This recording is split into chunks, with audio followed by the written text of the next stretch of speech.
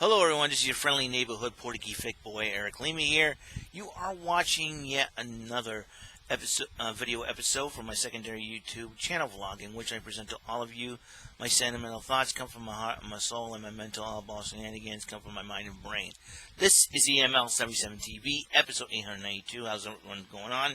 Good morning everybody, still Saturday morning, October the 3rd, 2020, 10:37 a.m. On the last episode I made my PTW wrestling predictions for tomorrow night's NXT Takeover 31. Now you're going to be hearing about me talking about 3 baseball players who recently passed away. I didn't get a chance to talk a lot about this. Back in the end of August, a couple of months ago, Tom Seaver, pitching legend for the Mets, White Sox, and he finished his major league career with the Boston Red Sox, my home team, which I was kind of shocked that I've heard of Tom Seaver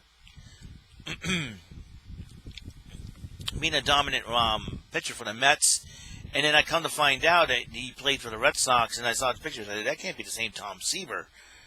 And who would have thought he would end his career with the Red Sox, which I think. He died August 31st, and that's another, he died, he died, August 31st,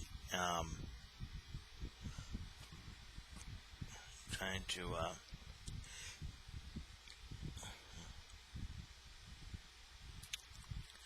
let me see. Yeah, Tom Seaver was a baseball pitching legend, and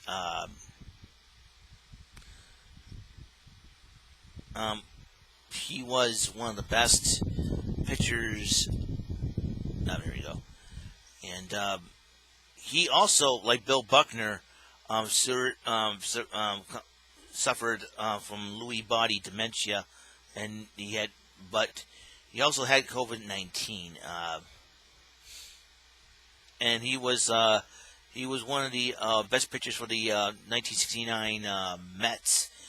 311 wins, 3,640 strikeouts, 3 Cy Young Awards.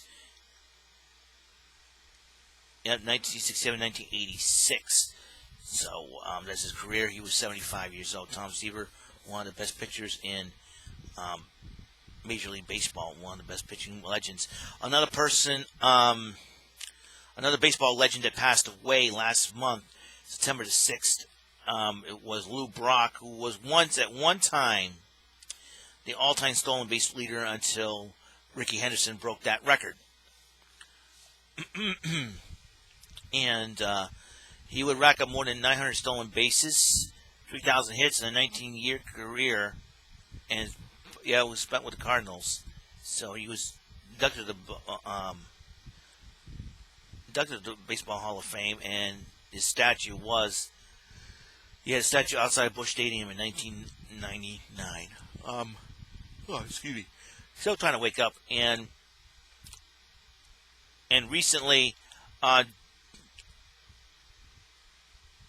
Bob Gibson, the St. Louis Cardinals pitching legend. My brain is too much going on. Too much. Breathe, Eric, breathe. Here we go. St. Louis Cardinals pitching legend Bob Gibson, a Hall of Famer as well, passed away at the age of 84. Now, before I liked wrestling and before I got into the internet and before all this happened to me, there's another thing in my past I should need to talk about. I liked baseball. I still like baseball. In fact, baseball, as you can tell from my videos on the Big League Slugger baseball, I still like the sport. I think baseball is, people say baseball is boring, baseball sucks, and baseball is this, and baseball's it's almost like a chess game per se, like done on the outside, so to speak. So it's like a thinking man's sports game. You think about chess. It's more like a more active version of chess. If you throw a pitcher like a lefty on the mound, you can counter with a left-handed batter or a right-handed batter that can hit the person. You check the stats. Okay, you check the individual stats against an individual pitcher, or hitter stats against an individual pitcher, or an individual pitcher stats against an individual hitter, and that's how baseball. That's why I like baseball so much. And these three legends here that I mentioned that passed away transcended baseball. You know, Lou Brock. I mean, with the he was the stolen base king till, like I said, Ricky Henderson came and broke that record, and with over 1,000 stolen bases, which is amazing in itself. And it's something that it's baseball is like, it is a very complicated sport sometimes. I know it's very tough to keep up on. And like I said, I've been a Red Sox fan since 1986. When I started collecting, back in the day, I used to remember collecting Garbage Pail Kids. This is before, and yeah, I used to collect Garbage Pail Kids cards, no doubt. And but now I don't have to worry about collecting them anymore because I can put them in. And there's a book on them, and they're right there in the book. Then when I acted up in school, I got punished by my dad for it, and I was told to get rid of the Garbage Pail Kids cards. So I was like, okay, what kind of cards do I want? Because I want to collect cards instead of playing cards all the time. So I attended Duval School when I was younger, and ended up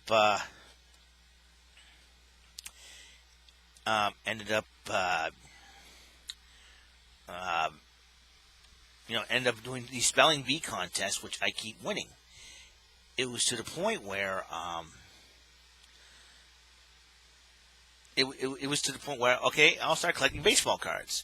I thought baseball cards were fascinating, has players on them batting and all that, and you can check their stats and everything else. And I was kind of obsessed with baseball because I like baseball.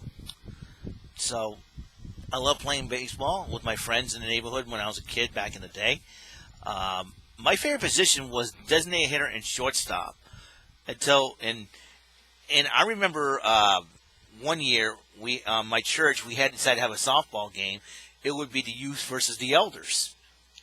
And I remember my then youth group leader at the time, Mark Everton, who was also an old friend of my father's back in the day, ended up came over to my house and said, Eric, I like to talk strategy, baseball strategy. Let's see if we can put the players and everything else. So I said, okay. So because he knows my great baseball knowledge, and softball is similar to baseball, so we sat down and talked about it. So we talked. It was strategy. We'll see what we could put which players where and everything else. And I think our strategy did not work. I think the elders just mollywopped us like 25-4 or something like that. We were just I forgot the score, but we just got mollywopped. It's like yeah, go and we got to go back to the old drawing board here. So, and I remember, my friends and I in my old neighborhood, when I lived in the West End of Bedford back in the day, we used to emulate our favorite baseball players, and it was really cool. My friend Josh Souza was now a pastor in India, and just he's really awesomely cool. And I remember, we had three different Joshes, and it was so to avoid all the confusion. We had Big Josh, that was Josh Vieira. Little Josh was Josh Souza, and then Joshua, my friend, my pastor's son, Joshua Lima. We call him like little Josh. We called the other one medium-sized Josh. We were all confused at that time. It's like so. I remember my friend Stephen Horn. My friend Stephen Horn loves Nolan Ryan. He thinks he can pitch like Nolan Ryan. And I remember, and we used to do practice pitching off the office board, or my neighbor had the garage with the brick wall. We pitched off that one time. It was so funny, and we used to play like monkey ball, or forget what game that we played. We played all sorts of games back in the day, man. It was so cool about baseball, and it was like we used to even the facial expressions of players, and we used to make fun of the way Roseanne Barr sang the national anthem. So we used to sing off key just for the heck of it. We just to be funny and just have a good time, and just and we played a lot of baseball. And since we didn't have a bunch of players, we said Ghost Man on first, Ghost Man on second, Ghost Man on third, and and we had to get back to the plate sometimes. And I used to bat by myself, so I used to get up first, and we used to play with. We had to play with tennis balls because if we play real baseballs, we'll break windows. So, you know, so we play with real life with tennis balls, and sometimes racket balls. And racket balls are fun to hit, you know, because you could play home run derby those bad boys. Hit one, whammo! There it goes, you know, like it's out of here. I think I hit one across the street. I hit one to the another block one time. Wham! Oh, that's out of here, you know. It was a 3-run shot, something like that. I used to bat primarily right-handed until I went camping with my family. Was it back in '92? Was it 92, 93? I forget, 91, 92. What, 91? I forget. I know it was in the early 90s. I went camping with my family. I don't know if my friends Randy, Paulette, and Marco were hanging out with us and stayed with us during the time. I remember going camping with my family, and my father would pitch some balls to me, and I used to play with tennis balls. So, and I decided, well, I'm going to start practicing now. There was a Red Sox player that was one of my favorites, Phil Plantier. He had this crouch stance, and I wish I could show it to you. It's like he's got this crouch stance, you know, and he'll, as I think Jerry Remy described it as a toilet seat stance. It's like he's going to the toilet or something like that, going to the bathroom. He's got this crouch stance, and I don't know how the dude hits 33 home runs for Pawtucket off that. You know, he used to play for the Red Sox, and I think he's a hitting coach somewhere. I don't know if he's a hitting coach for. I forget where. I don't know what he's doing now. He's got to be a baseball coach somewhere, and in California, right? In Poway, California. That's where he's from. So anyway, so he does this crouch stance. So it's like I tried doing it right-handed. It's not the same. So I decided to do it left-handed. And when he pitched the ball to me, I started hitting the ball further. I'm like, I'm onto something here. So I became a switch hitter in baseball. You know, when I worked for Ruby Tuesday back in the day, we used to have a softball team, and we used to talk trash to all the other Ruby Tuesdays in the area. We used to fax something, and you know, too bad I no longer work at Ruby Tuesday, or Ruby Tuesday is no longer here, or any of the Ruby Tuesdays are no longer around in South Coast, because that would have been really fun to do it on the internet and to say, hey Chris, I'm going to send a video. Chris was my boss. I'm going to send a video. We're going to cut a promo, hold a championship belt on, and that would have been really fun. But we used to do it. I used to come with the Stone Cold Gold Ranger, and somebody says, to the Stone Cold skirt wearer. It was a lot of fun. And we were playing at Buntwood. We usually play at Buntwood Park and all the other parks in the area around there. I used to be more like I used to be a capture. I know I helped my team win one game. It was like I brought in the winning run, which was really cool. So like, yeah, we won. Yes, and then we beat Taunton, the Galleria Taunton Ruby Tuesday back in the day. It was totally cool. It was that's why I like baseball. Baseball's been. And then, as you saw this year with the Big League Slugger baseball, I had a lot of fun with that. Maybe I should do more of that because that's a lot of fun to do. And I virtually enjoyed it. It was so I still love the sport of baseball, even though I didn't get a chance to watch a whole bunch of Red Sox games this year because it was really because you always expected it's like you don't expect them to win as much because you lose Chris Sale and Eduardo Rodriguez due to injury. You lose Mookie Betts in the trade. You lose Keith Moreland and Kevin Pillar. Those main keys were gone this season, so it was kind of tough for the Red Sox to even recuperate from all that, and it was a very, very tough season for Boston. So, but still, I still like the sport of baseball, and I will continue to like the sport of baseball. And rest in peace to Tom Seaver, one of the best Mets pitchers to come out in the Mets, especially helping that team, helping the Mets win the 1969 World Series. Bob Gibson helping out the Cardinals win World Series in 46 and 67 against the Red Sox. And Luke Brock, the former who once was the all-time stolen base king till Ricky Henderson broke the record. My condolences and prayers go out to the families of these three great baseball legends, and my condolences and prayers go out to the Major League Baseball organization, because we know how big of a part these three great legends have played in the sport of baseball to make it what it is today. So, I do appreciate everybody watching this video and talk about my favorite sport of baseball. And I'll continue to like the sport as well.